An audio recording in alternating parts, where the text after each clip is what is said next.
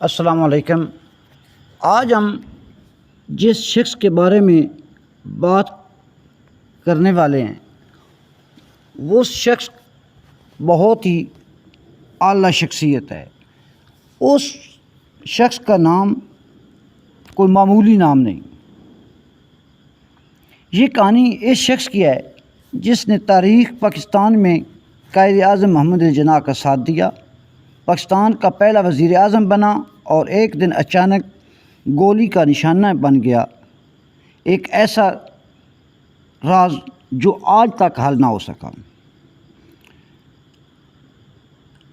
یہ نام ہے لیاقت علی خان۔ لیاقت علی خان کا پورا نام نوابزادہ لیاقت علی خان۔ لیاقت علی خان کی پیدائش 1 اکتوبر 1895 کرنال میں ہوئی۔ ابتدائی تعلیم علی گڑھ یونیورسٹی اور اعلیٰ تعلیم آکسفورڈ یونیورسٹی میں مکمل کی، اور وکیل بننے کے بعد جب واپس آئے تو وکالت کے ساتھ ساتھ سیاست میں حصہ لیا۔ 1920 میں سیاست میں داخل ہوئے، آل انڈیا مسلم لیگ میں شمولیت اختیار کی، قائد اعظم کی قریبی ساتھی تھے۔ 1947 پاکستان کے پہلے وزیر اعظم مقرر ہوئے۔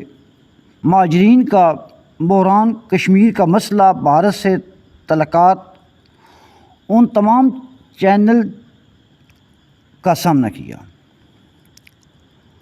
16 اکتوبر 1951 کو راولپنڈی کمپنی باغ، جو آج لیاقت باغ کے نام سے جانا جاتا ہے،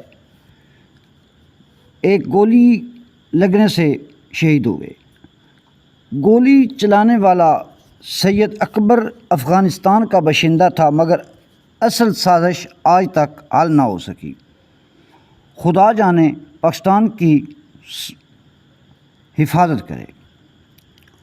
پاکستان کا پہلا بجٹ پیش کیا،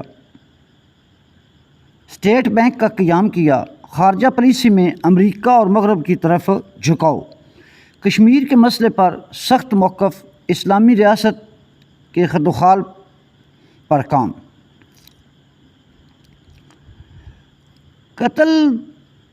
قاتل وہی مارا گیا، تحقیقاتی رپورٹ غائب ہو گئی، کمیشن کی فائل کبھی منظر عام پر نہیں آئی۔ تو پھر سوال یہ ہے، کیا لیاقت علی خان ایک عالمی سازش کا شکار ہوئے یا اندرونی مخالف؟ لیاقت علی خان کی زندگی ایک سادہ انسان کی کہانی نہیں، یہ ایک نظریے، ایک قربانی اور ایک ناقابل بھروسہ وقت کی کہانی ہے۔ یہ کہانی ہے پاکستان کی پہلی شہادت کی، ایک سوال جو آج بھی گونجتا ہے، لیاقت علی خان کو کیوں مارا؟